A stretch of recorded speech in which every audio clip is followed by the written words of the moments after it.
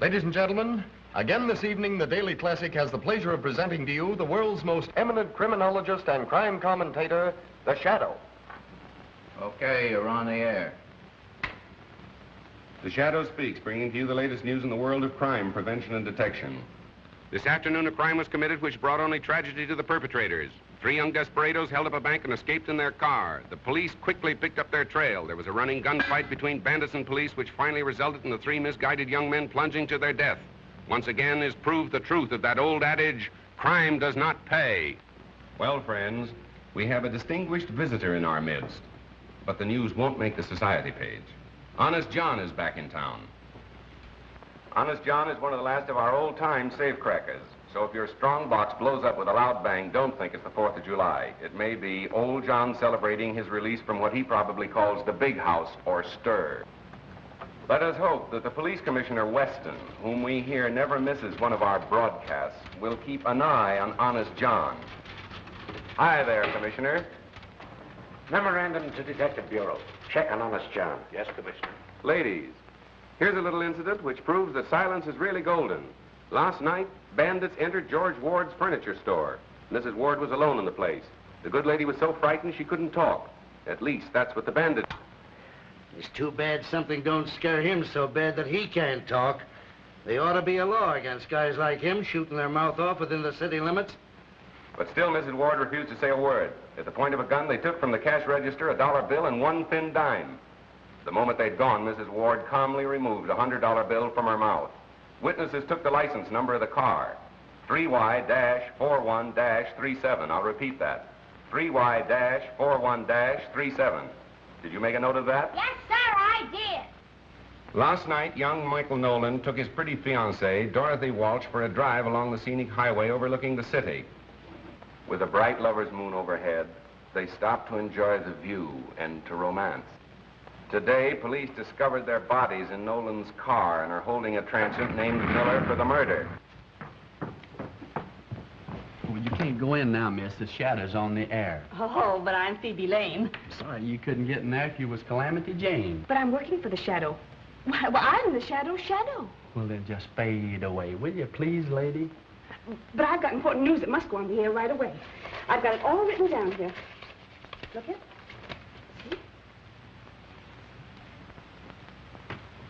Last night in John Morgan's warehouse, not a creature was stirring, not even the watchman. What I'm doing, this is my job. As Robert silently jimmied a window, they were greeted by cries of, "Get out, get out." They did. An hour later, when police stopped to investigate the window, the parrot was still screaming, "Get out, get out." Ladies and gentlemen, there seems to be a slight disturbance in the studio.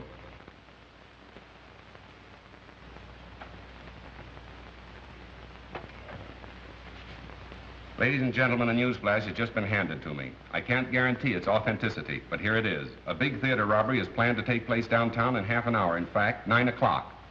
Read the Daily Classic for particulars. And now, the Shadow bids you good night until tomorrow. You didn't give the name of the theater. The police won't know where to go. No, and neither will 10,000 other thrill-hunting sightseers. But hadn't you better phone the police? I don't think you have to worry about that. Good night. Good night. Hello. Oh, hello, Commissioner. It's the police. Yes, I have that, too. The Metropolitan Theater. The Metropolitan Theater. See here, Cranston, if this turns out to be a phony tip, I have a good mind to sue you, if I can find the proper grounds. Why not breach your promise, Commissioner? Listen. Radio broadcasting. Hook me up for an emergency order to all cars. General Law 6-2. All radio cars concentrate in Sector 8. General Order 6-2. All radio cars concentrate in Sector 8.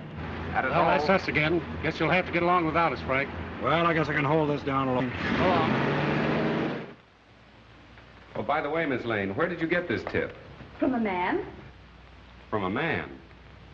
Well, who was it? Don't you know his name? No, but he had an honest face. Would you mind giving me some little hint about how you met this honest face? Well, there was an automobile accident. And suddenly I remembered I was a reporter for you. So I stopped and asked the people their names and addresses and things. And one man said, "I can't give you my name and address, but I can give you a big story." And he did. That's what I'm afraid of. He said the Metropolitan Theater will be robbed. What time? Goodness, I forgot to ask him that. And you had me put that choice morsel on the air. Well, he was so sincere, and he had such an honest face. Well, you better spend more time awake. How did she get in? Well, I tried to stop her, but she scratched it. Well, sir, did you hear that pipe dream I just had on the air? Yeah, where did you get it? A man told her. Told who? Phoebe Lane, the girl you wished on me, the honor student of college journalism. Say, will you get her out of my hair and put her back on the household page where she belongs? Not a chance, Cranston. She says she's all fed up with recipes and household hints. She wants to be a real reporter. Oh, I see. Romance and adventure stuff, huh? Well, Mr. Heath, is she running this newspaper, or are you, sir? Cranston, as long as she happens to be the owner's niece, I'm afraid she can pick any seat she wants for a ride. Oh, it's one of those, is it?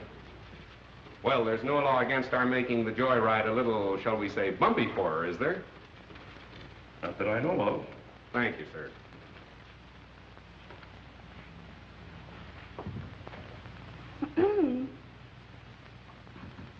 Ladies and gentlemen, this is Phoebe Lane, the real brains of the shadow who thinks he knows all about crime. But the real crime of the age is the way he makes you think he's so smart, when it's really me that does the work all the time. Hello. I didn't see you. That's quite evident. I didn't mean what I said, Mr. Cranston. I hope you can forgive me. I wish I could forget you. Oh, if you think you're going to have Metropolitan Theater robbery without me, you're crazy. That is my story. Wait for Phoebe. Hello, Mr. Cranston. Now listen, Mo, you're a fine driver and all that, but you're not working for me. You mean I'm fired? No, but you will be if you insist upon calling me by name. Now remember, you're no good to me unless you don't know me. Okay, stranger. Where to? Metropolitan Theater. This is going to be thrilling, isn't it, Mr. Cranston? Yes, and dangerous, too, particularly for you.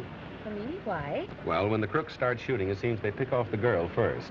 I never knew that. No, a strange quirk in the criminal mind. Nobody seems to understand it. Oh, but I understand it.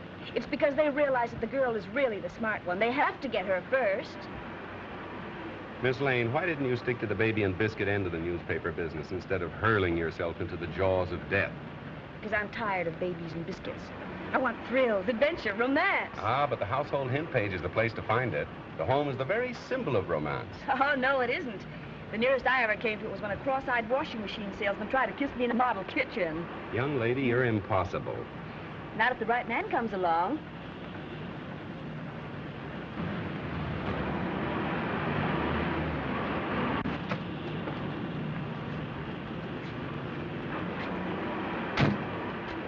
Hang around a while, Mo. Okay, stranger. Where are the police?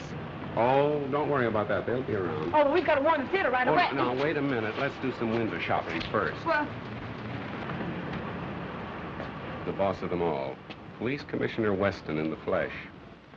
And if this turns out to be a false alarm, he'll love me even less than he does now. oh, but I'm sure it isn't because he had such an honest face. Graham.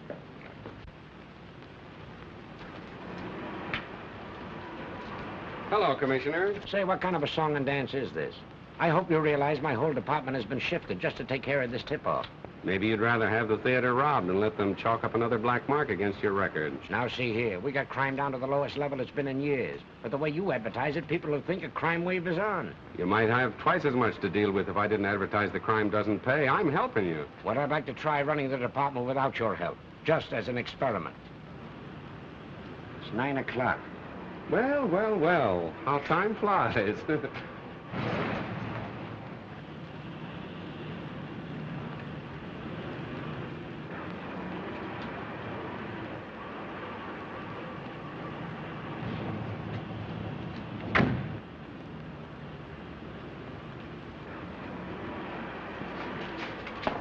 What have you got there?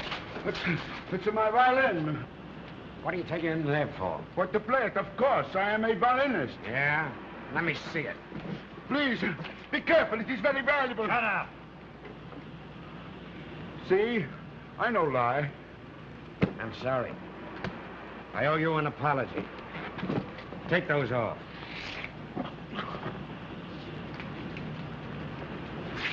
I ought to send you to jail for life for bringing me out on such a wild goose chase. I didn't invite you. You crashed the party. Mr. Cranston, I consider you public nuisance number 1. Good. I like to be first in everything, Mr. Weston. I gotta phone the paper. Hello, Heath. Cranston speaking.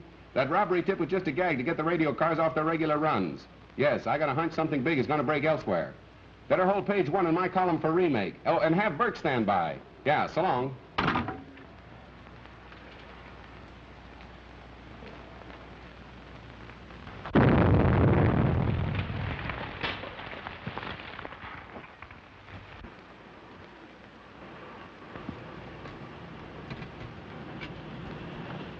Give me the captain. McCabe reporting, sir. Explosion in 93 Madeira Drive. Yes, sir.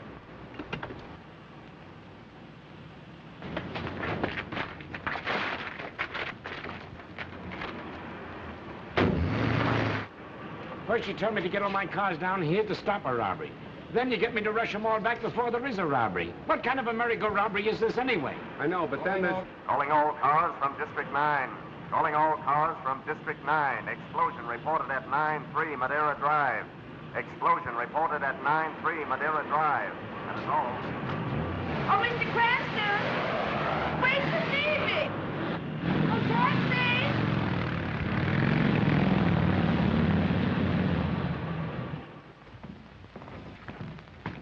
Mr. Cranston, kindly keep your fingerprints to yourself. Riley, take the door. Have you searched the house? Yes, there's no one else here. What, no servants? Servants have a day off every week. Or haven't you heard? Well, in a house of this size, there's always someone on duty. Well, I want any information from you, I'll ask for it. That's fine. I've got to phone the paper anyway. Frank, is there a phone still working? In there. Thanks.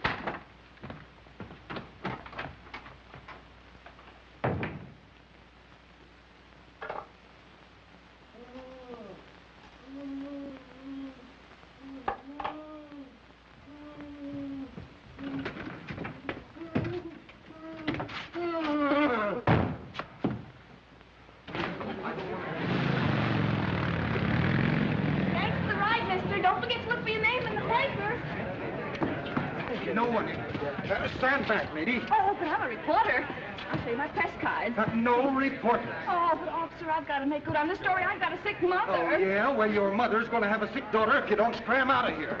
How many of them were there? I really can't say, sir. Oh, come on. You must have some idea. Think back. I think there was only one, sir. I was grabbed from behind. Oh, I'm so shaky, I think I'd better go to bed. All right. Thank you.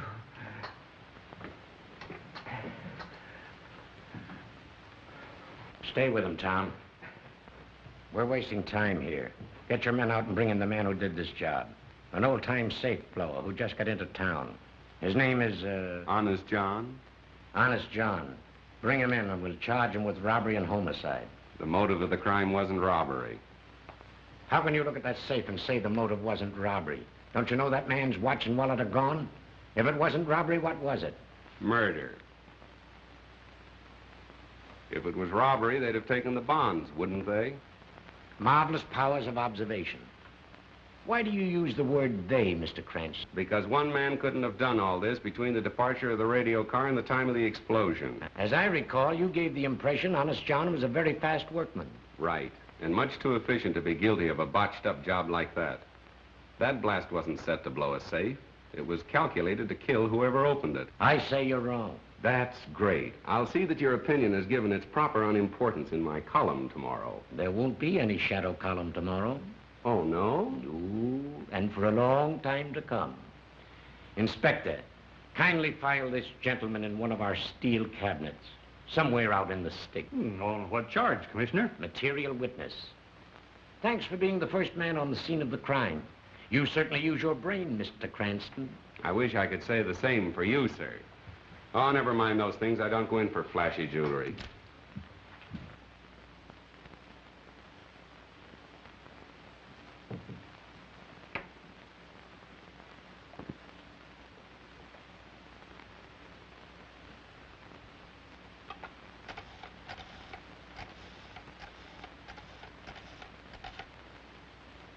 Hello? Give me the desk, sweetheart. Burke speaking. New lead off for Shadow column. He says Weston all wet with robbery theory on Morton case. Says it's murder using robbery as a cover-up. Honest John? Nah. He's just as innocent as a new laid cornerstone. Oh, yeah, say, Cranston's been pinched. Yeah, held as material witness. On the way now to some hick-town hoosgow. Oh, sure, right on my toes. Well, so long, pumpkin puss.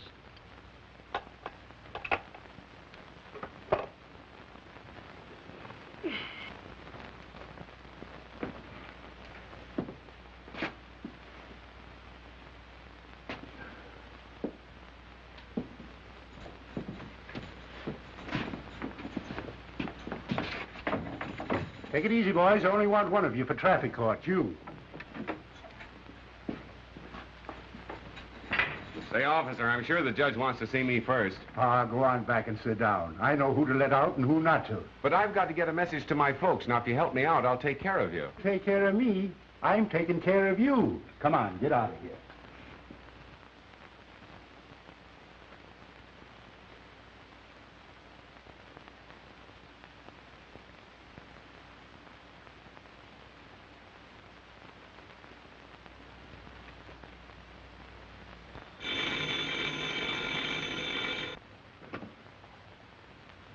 Hello, Heath. Well, I suppose you want to know what happened to your man, Cranston. After what you let him print yesterday, this is a fine time to call me up and ask for anything. But, Commissioner, you've got to let him out for the broadcast tonight. Why, thousands of people are waiting. To hear what else he has to say about the stupidness of the police department, huh? Well, let him wait. And furthermore, unless he changes his tune and lines up on our side, I'm going to cut off all police news from your paper. But the news is public property. You can't... Keep your men away from the records? Of course not. They can have the same access as other citizens. And I'd like to see you get out a newspaper on that. All right, Commissioner. Anything you say. But you've got to let the Shadow out in time for his broadcast tonight. We can't disappoint the public. Can't disappoint the public, huh? Well, we can't mislead them either. Goodbye. But... we must have got cut off. Say, what are you in for? Nothing. You mean you've done nothing? Absolutely nothing. They're holding me without charge. Oh, well, now that sounds scrumptious. That's the greatest. I never heard such a thing in my life. They can't do that to you. Hey, jailer! Pardon me. Hey, jailer. Keep your shirt on. I'm taking you out right now. Me? I don't want to go out. I've got a right to stay here. This is the man who wants to go out. Listen, tell that to the judge, and he'll take care of your friend and you, too. Oh, don't you worry, everything's coming out. Now, wait a minute. Don't handle me so rough. Oh, don't worry, everything's coming out all right. Goodbye, old boy. I'll see you soon. I'll see you some more. Good luck. Have a good time. Just a minute. Wait. I'll just be listening. Everybody gets out but me.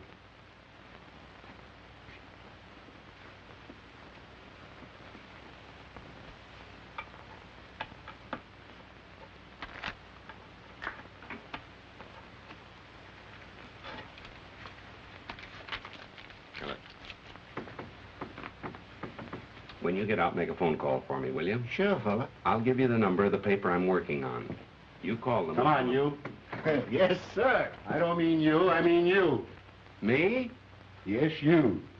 Yeah, your girlfriend's here with a habeas corpus, and that lets you out. Oh, good luck, pal.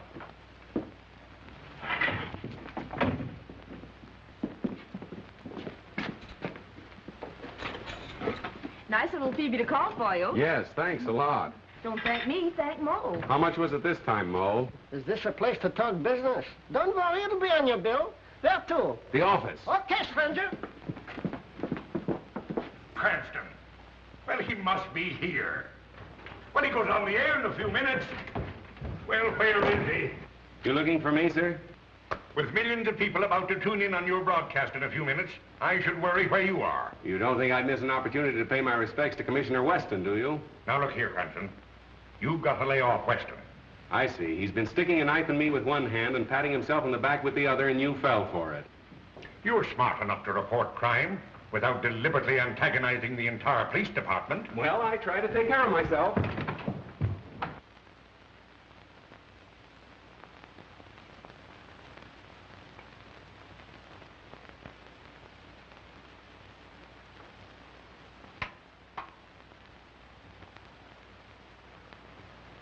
Good evening, friends. Yes, it's your old shadow man, and after languishing in one of Commissioner Weston's small-town jugs, the shadow is just a shadow of his former self.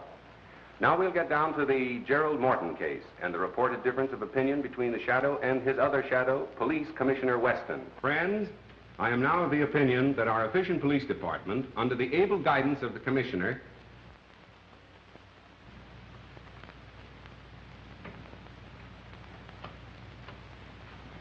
Ladies and gentlemen, an emergency has arisen in the studio, and we must pause briefly for station identification. Listening to station EMOR of the Daily Classic. Our program will continue in just a moment. Well, John, what can I do for you? So you're the guy that reminded the cops I was in town. But I spoke of you in a very complimentary way. I said you were tops in your profession. No man can ask for more than that, can he? Yeah, but you sounded off that I'd done that amateurish Morton job. That's my beat. Now listen, when I was cracking safes, which I ain't no more, I was so good I could lift the door off, lay it on a blanket as gentle as a mother's kiss. I know that, my friend. I ain't no friend of yours. Now, you turned the heat on me, and you're gonna turn it off, see? Now, go ahead. Start talking. Tell them who really done that job. Go on. Right into that microscope. But I don't know. If you can't think of anybody else, tell them you done it.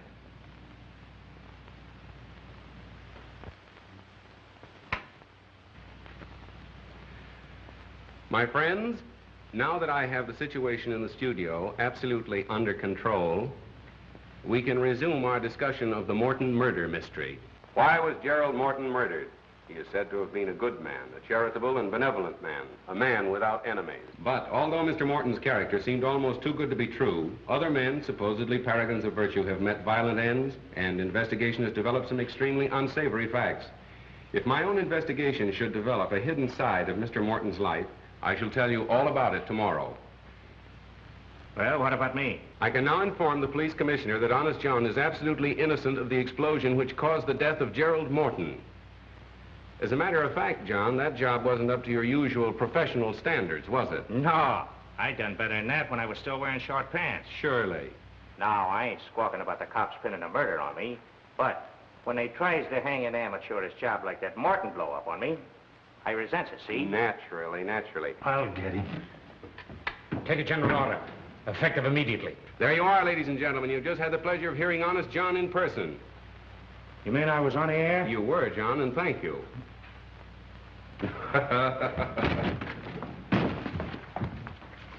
You dumb ox, why don't you look where you're going? Ladies and gentlemen, for the past 24 hours, the entire police force of this city have been trying to locate Honest John. Yet the Shadow has had no difficulty in bringing him to you on this program this evening. For further details, please read the classic. This is the Shadow saying goodbye until the same time tomorrow.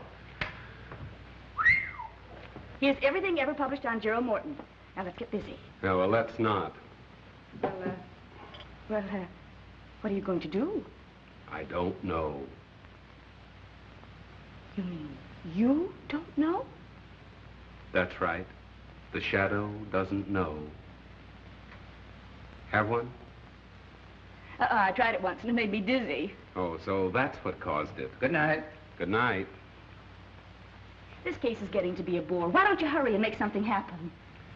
Miss Lane, when lightning is about to strike, one doesn't try to hurry it. Well, nice going, Cranston. You fixed things up just dandy. Now Weston is shut down on all police news, all fire news, and all hospital news. From now on, it's no news for us. Splendid. No news is good news, they say. And that Honest John gag. What is the idea of staging that stunt with a dumb stooge? Mr. Heath, that was no stooge. That was Honest John himself with a gun at my head. You mean the man that just went out? Miss Lane wants excitement, but doesn't know it when she bumps into it. I don't care if this does make me dizzy.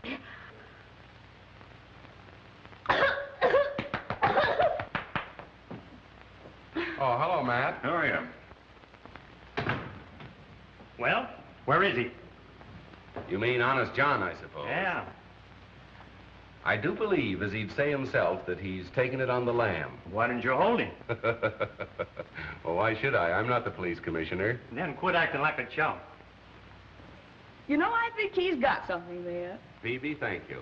You're a gentleman and a lady. Now, here, stop this clowning. How are we going to get the paper off the spot you two have got it on? We're not clowning, Mr. Heath, please don't blame Miss Lane. It was my fault. I thought I was doing Wait a something... minute. I think you hit an angle in your broadcast where you hinted that Morton's character wasn't all it should be. I don't know.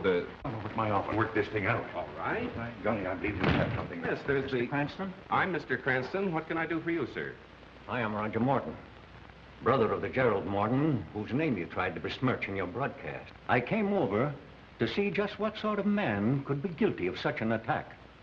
Well, I'd like to explain that. I don't know what you meant by your hint about a hidden side in my brother's life.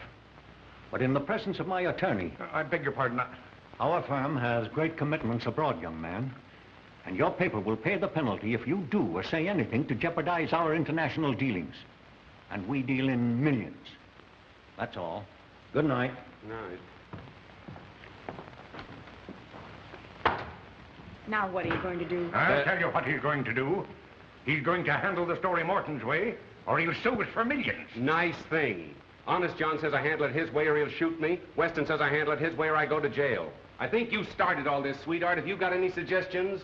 Don't ask me. You're the great big detective. There you are. You see, she craves action. When she runs into it, she starts passing the buck. I wish you'd go home and roll your hoops so we can roll up our sleeves and get to work. I'll admit you have performed miracles, like that Allen murder. But there you had a bent pin to start with as a clue. This time you have nothing. You're right. Nothing. Don't forget you've still got Phoebe. Well, we don't want you shot. You're no good to us in jail, and we can't afford to offend Morton. There it is, son. Get us out of it. Just like nothing happened. Well, Miss Lane.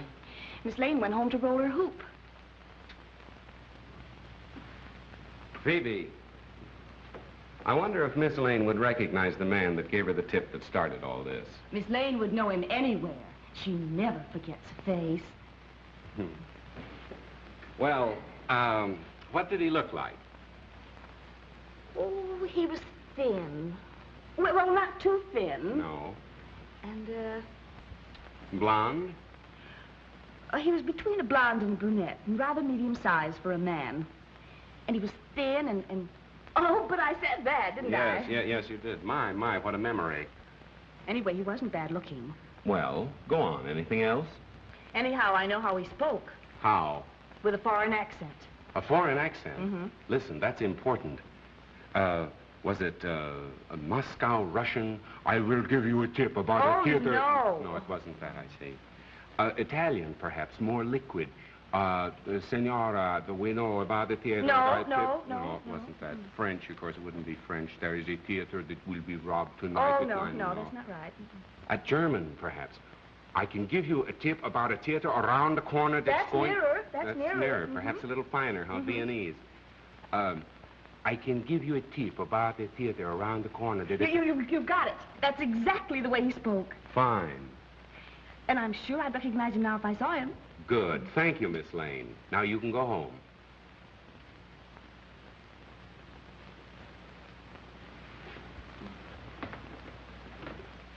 Oh, wait a minute. Let me finish before you go away mad. Go home, put on your nicest dinner dress, and I shall call for you between 9:30 and 10 o'clock. You mean I'm going to be wined and dined for remembering his accent? No, sweetheart. The idea is to find the man. I don't get it. When you want to find an American, you go where he works. When you want to find a foreigner, you go where he dines. My, but you're clever. Let me see now. Should I wear black or blue or... You'll wear black and blue if you don't hurry. Scram, sister.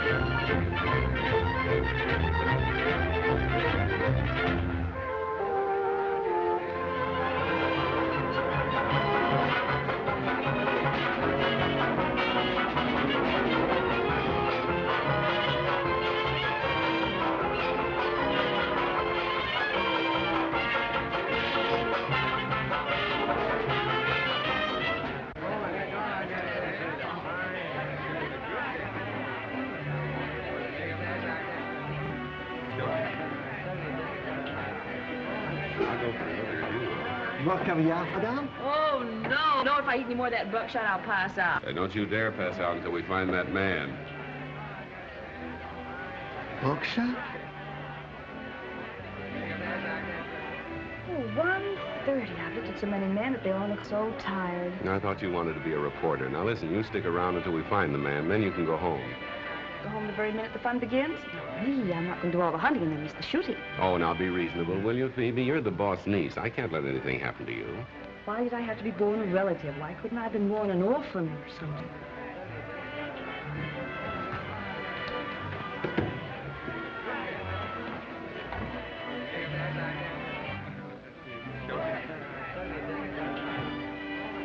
What? There he is. I thought you said he was good looking.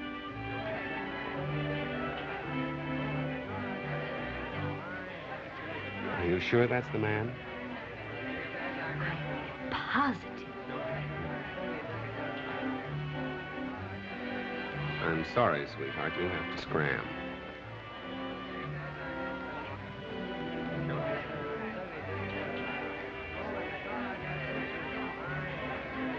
Oh, hello.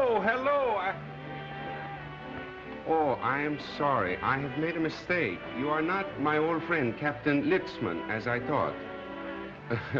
My mistake was a natural one. You know, I have not seen Litzman since we flew together in the war. I see you are an ace also. May I know the name? Mine is Stolsky, Baron Stolsky. I'm called Floto, and this is my friend Starkov. How do you do? I was told when I arrived in America recently that I could meet and make friends with many people of my own class. I am glad that is so. Waiter, gentlemen, what will we drink?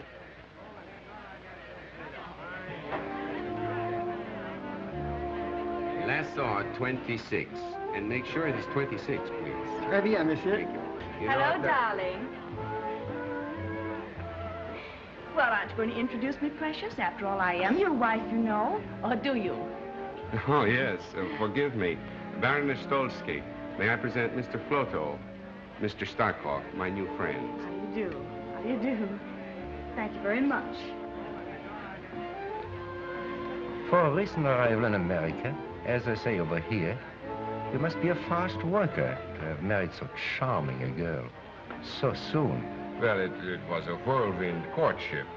We met on Wednesday, I proposed on Thursday, and we were married on the Statue of Liberty. You met her through her newspaper work? Newspaper work? Yes.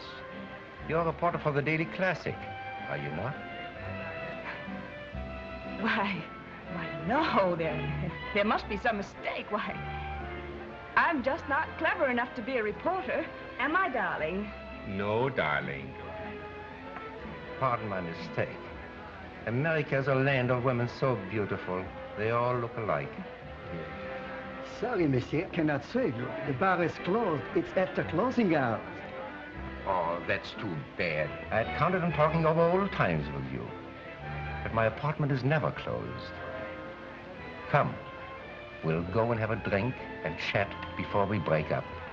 I'm afraid we cannot join you. You know, the Baroness never keeps late hours. Oh, but one evening won't matter, darling. We'd be delighted to go. Come on, dear.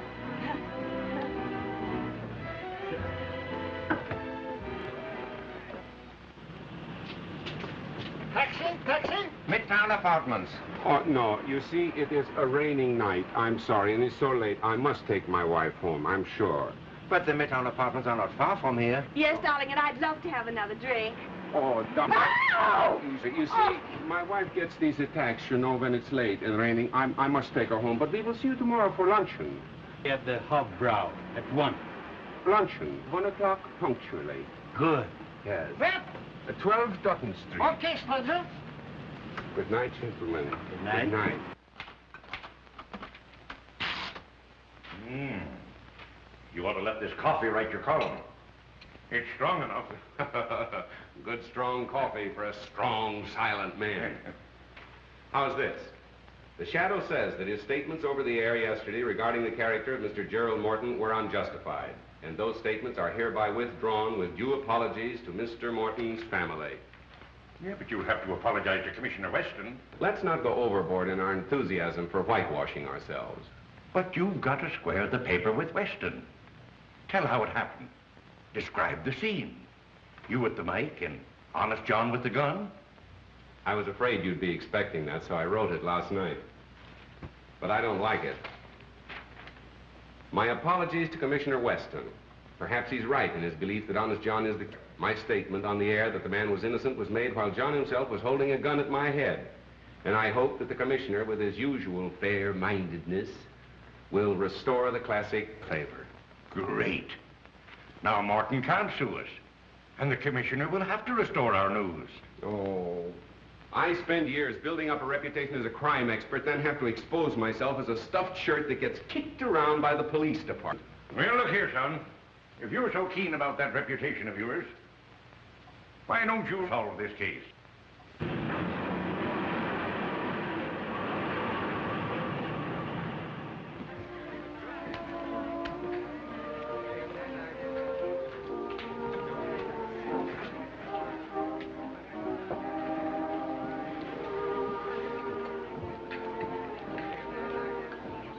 Well, did you check? Who is he? The Shadow, the criminologist. He's not to be taken lightly. Neither were the best detectives of Paris, London, New York. Yet, here we are. An amateur. Well, Mr. Cranston, how are you feeling this morning? Now listen, Mo, for the last time. If you ever call me by name again or recognize me or even speak to me before you're spoken to... I'm fired. That's right. Okay, stranger.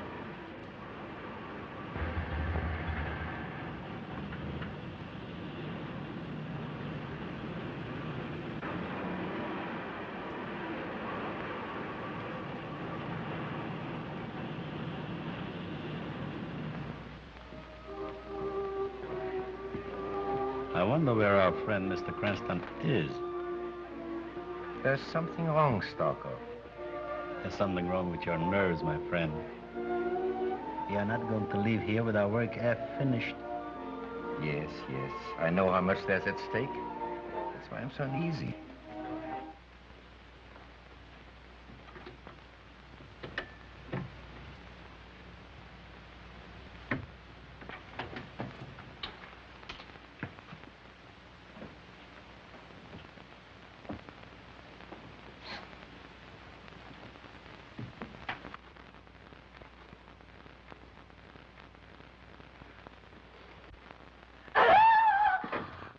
That's right. Tell everybody we're here. Suppose Floto or Starkov would have been behind this door instead of me. Oh, but they couldn't be. They're both at the restaurant. And I thought you'd be there having lunch with them, too. Oh, and this would be a good time to do a little detecting. Uh-huh. Well, for once you had a good idea. Well, come on, let's get busy and look for the clue. So you've got a clue, have you? Why, yes, the watch and the wallet that were missing from the man's body. And where do you suggest we look for them? Well, my mother always used to hide things under the mattress, and... Oh, if we could only find a teapot, I'm sure it would be in there. Well, then all we have to do is find a teapot. Uh-huh. Come on, let's get started.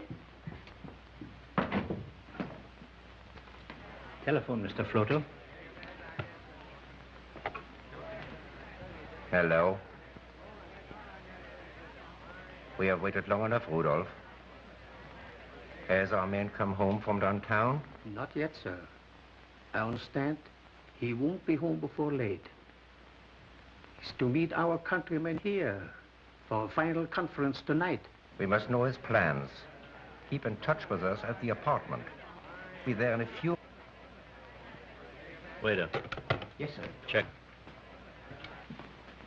I think we should definitely stay here and find that watch and wallet. Now, my woman's intuition...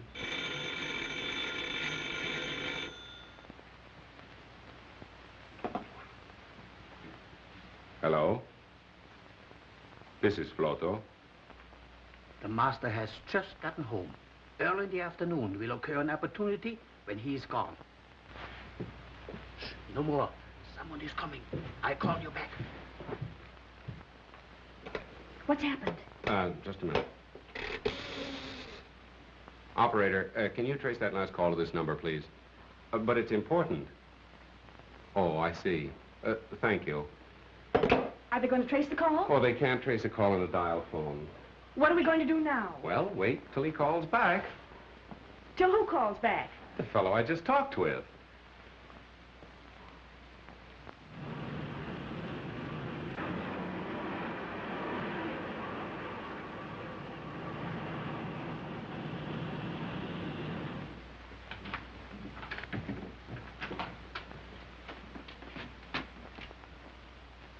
Oh, hello. We were afraid we had missed you. We've been waiting and waiting, haven't we, dear? What are you doing here? Well, we came for the luncheon. But the appointment was to have luncheon at the restaurant. Oh, how stupid of me. You know, I'm afraid last night when we made the appointment, my mind wasn't on it. You know, my wife had that attack. I trust she's better now. No, I'm afraid she's even worse. Aren't you, dear?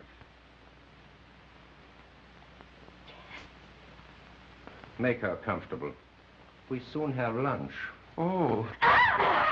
Oh, poor darling. No, you see, she's getting another attack. I must take her for the air right away. Just a minute, Mr. Cranston. Your hand, Mr. Shadow. What do you suspect us of? And why? Oh, well, now, you'll have to listen to the broadcast to hear that. You see, our business is to get interviews, not to give them. Isn't it, sweetheart? Yes, sir. And may we go now? No. Now that we have you here, you're going to stay. Take your time, mister. Taxi stranger? Scram, Phoebe. Thanks for your hospitality, boys. Nice work, Mo. Mo? I thought we were strangers. Have a cigarette, pal?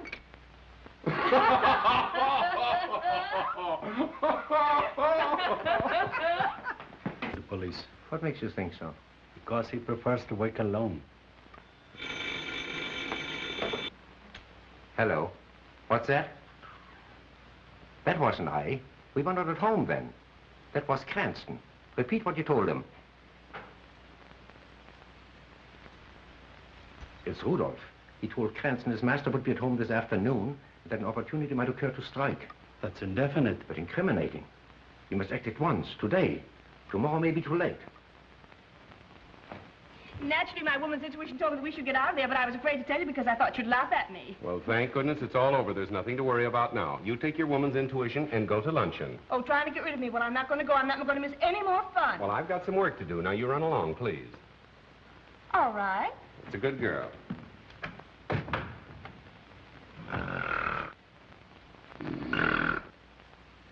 Bert!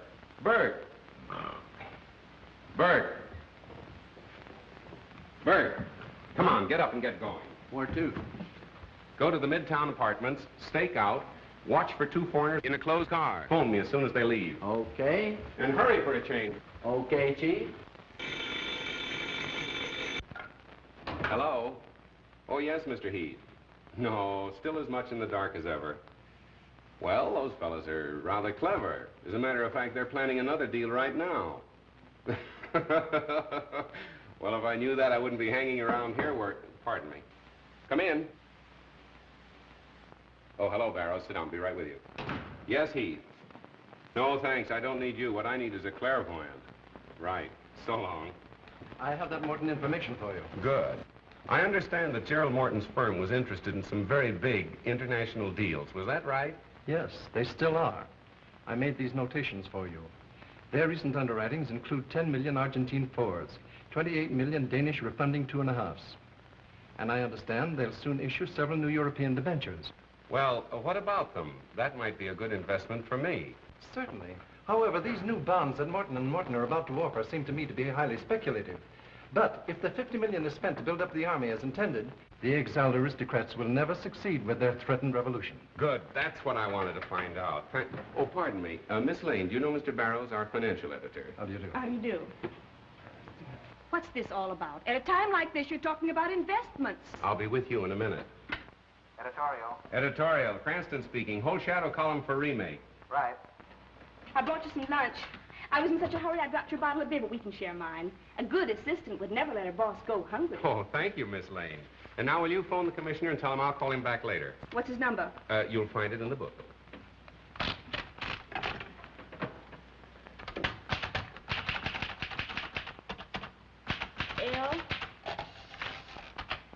L-A-6 7 2 4 9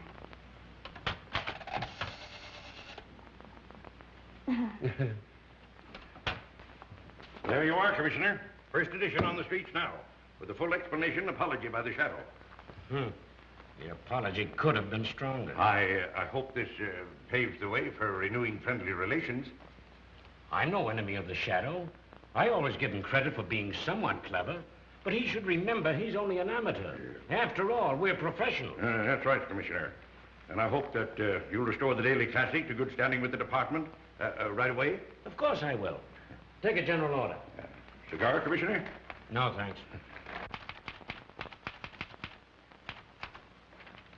Wait till you get a load of this, Phoebe. The Morton case will break wide open tonight, and it'll be a big surprise to the police. Pardon me. Under the misguidance of Commissioner Weston, the department has wasted 24 hours searching for the wrong man, with the right men under their noses all the time. But won't that make the commissioner furious? Pardon me. You would get hard-boiled eggs. And although the murderers have completely baffled the police by their shrewdness and daring, pardon me, the shadow knows who they are and why they killed Gerald Morton. But how do you know that? We didn't find a single clue and just a motive. Ah, yes, we did. And you'll know when it happens. You're intelligent. You sparkle. I don't know what I'd have done without you on this case, but we've got to keep going. Here, rush this down for the night edition. Yes, sir. Pardon me.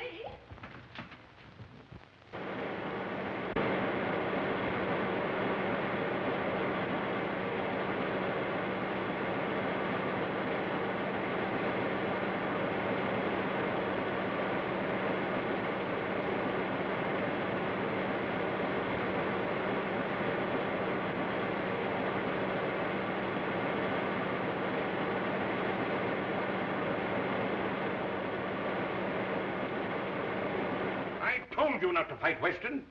You've ruined the paper with your grandstanding. Even if you have added 100,000 new readers to our circulation. Maybe you're right. Maybe I did pull a boner. I did it to keep the confidence of our readers, to prove that we've tried to expose stupidity wherever it exists. For years, we've been trying to educate them and their children to obey the law. Now, maybe you're willing to undo all the good we've done, but I'm not, Mr. Heath. Well, neither am I. But I've got the paper to think of. Suppose you're wrong in this case. Why, they'll laugh you out of town.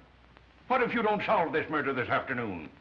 Then I'm through, washed up. No more shadow column and no shadow. But if I'm right and Weston's wrong, he's the one that has to change his tune. He'll have to work hand in hand with me, and between the two of us, there'll be so little crime in this city, it'll be a crime. That's the spirit. Now you're talking. Yes, sir. I makes 4 straight passes right in a row. Then I picks up them dice again, breathes on them, and I said, come on, baby, Papa needs the dough. And right there's where the cop comes along. Oh, man.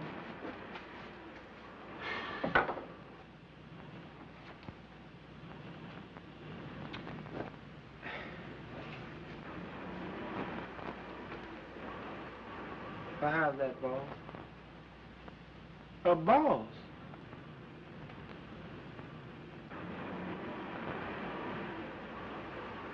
Shine 'em again, will you, boy? Again? I done shot him 3 times.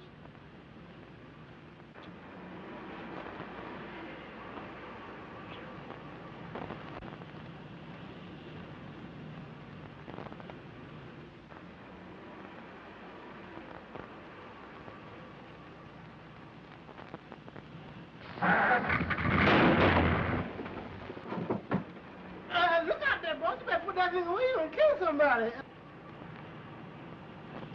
A boss must shine, really. We'll have the usual introduction, and then naturally work out the theme that crime doesn't pay. Answer that, will you please, Miss Lane? Hello? Yes, this is Mr. Cranston's office. Who shall I say wishes to speak to him?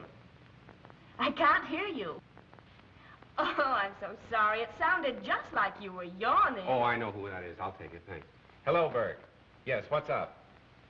Bag and baggage, huh? Which way did they go, west? Never mind how I knew. Yeah, so long. I've got to run. Now, if you want to help me, you'll stay here and finish those notes. Well, you're just trying to get rid of me. No, not at all, really. If whether or not I go on the air tonight as advertised depends absolutely upon you. Now, you wouldn't let me down, would you, pal? You bet I won't, pal. All right, so long. Hello, Splendor. Hello, 896 Clover Road, and hurry. Okay, Mr. Cranston. Mo, you're fired. I've warned you a dozen times. Yeah, and I warned you once. Get in. You two, on the first break you make, you're driving a dead passenger. I know I did you wrong, John, but I'll square it later. I'm in a hurry now. Let's talk it over some other time. There ain't gonna be any other time for you, buddy. You can't laugh this off. My apologies to Commissioner Weston. I'm now convinced that he's right in his belief that Honest John is the killer. Oh, that's only the first edition. I had to red apple the commissioner. Wait till you read the final edition. This is the final edition for you, buddy. Just a minute. Another move like that, and I'm gonna let you have it right here. I was only reaching for a cigarette. You got a cigarette, driver?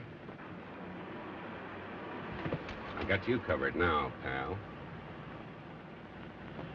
Well, suppose you left the pen, and you want to go straight. You come to town looking for an honest job. What do you get? A bum murder rap hung on you. You really want to go straight, John? On my word of honor. Have a cigarette. Well, go ahead and plug me. Anybody dumb enough to fall for that one's got it covered.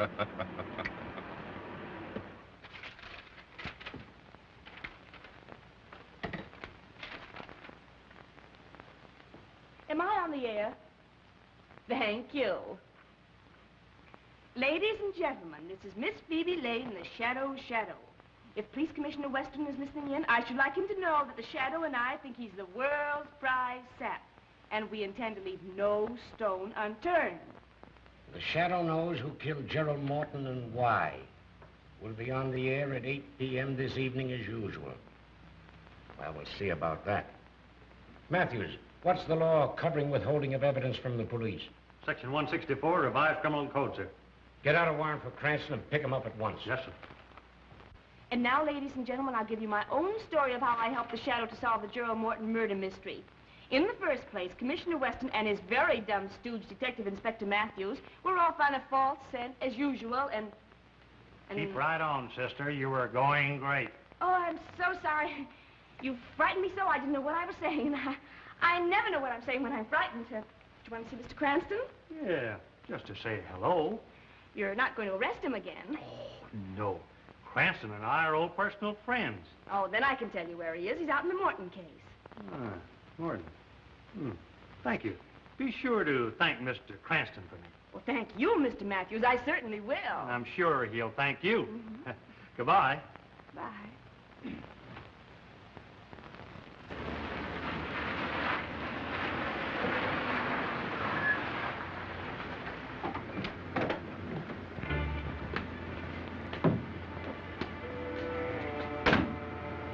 Remember your instructions, Stefan.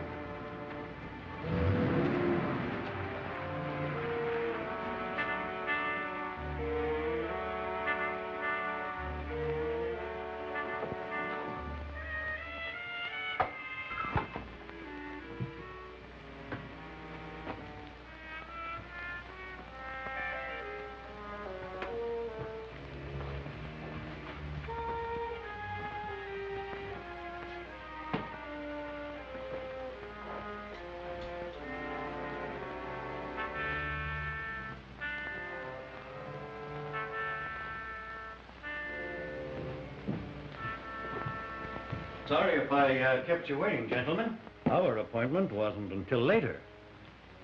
We are not the men you were expecting, but we are here regarding the same matter. Won't you sit down?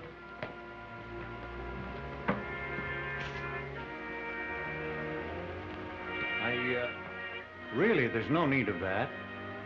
The business is out of the confidential stage, and the deal is about to be concluded.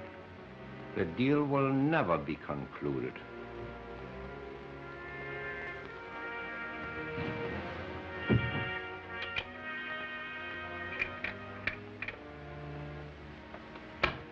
You will kindly take out all negotiable bonds and securities in any large amount of money.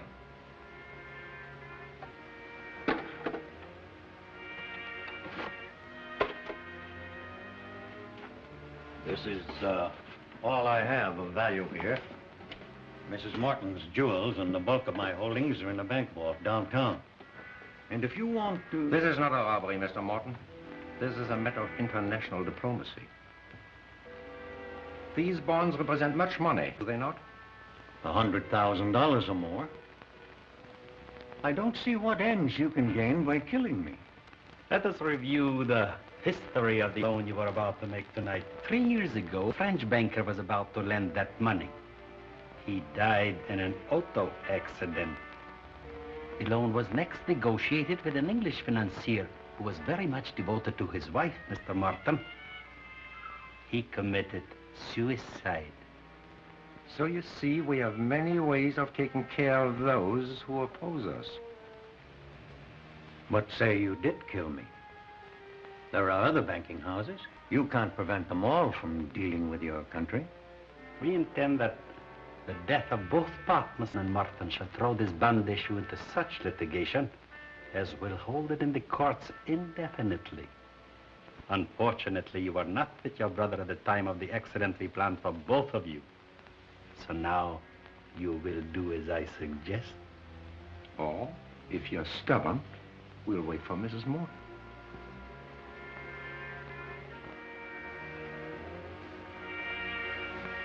What do you want me to write? The death of your brother will make necessary that you account to his estate for your interest in the firm, will it not? Of course. Good. We take these. Your accounts are 100,000 short. You are faced with exposure as a faithless partner, as a thief of your brother's money. You understand? Now you know what to write, Mr. Morton.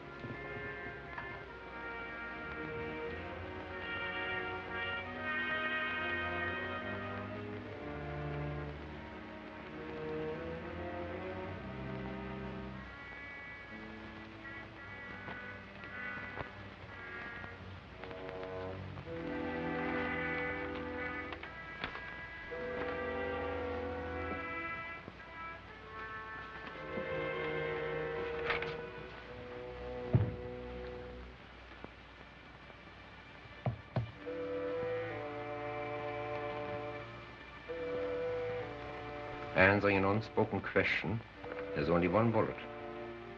But there are two of us.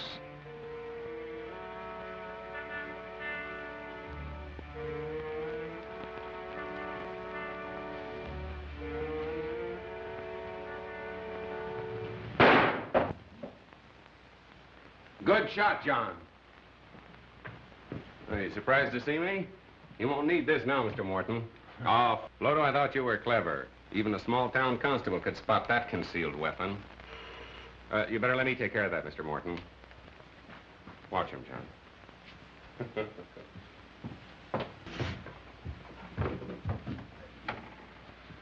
Oh, hello, Matt. Hello. How did you get here? Weston sent me out to pick you up. You're under arrest. What, again? What's the charge this time? Withholding evidence in the Morton case. As usual, the commissioner's late. You!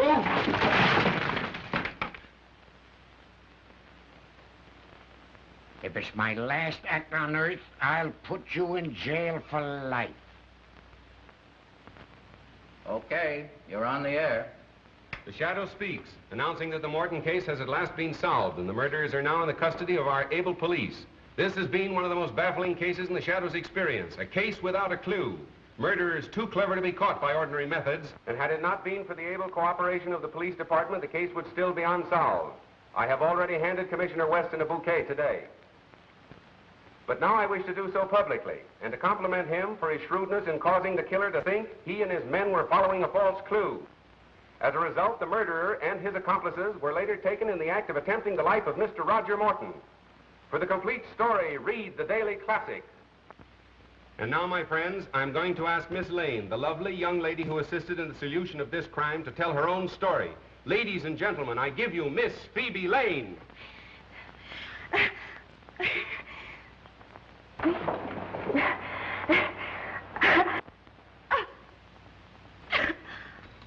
Ladies and gentlemen, there seems to be a great deal of static interference this evening. And anyway, we thank Miss Lane for her very vivid description. The shadow speaks. Ladies and gentlemen, crime does not pay. The shadow bids you good night till our next broadcast.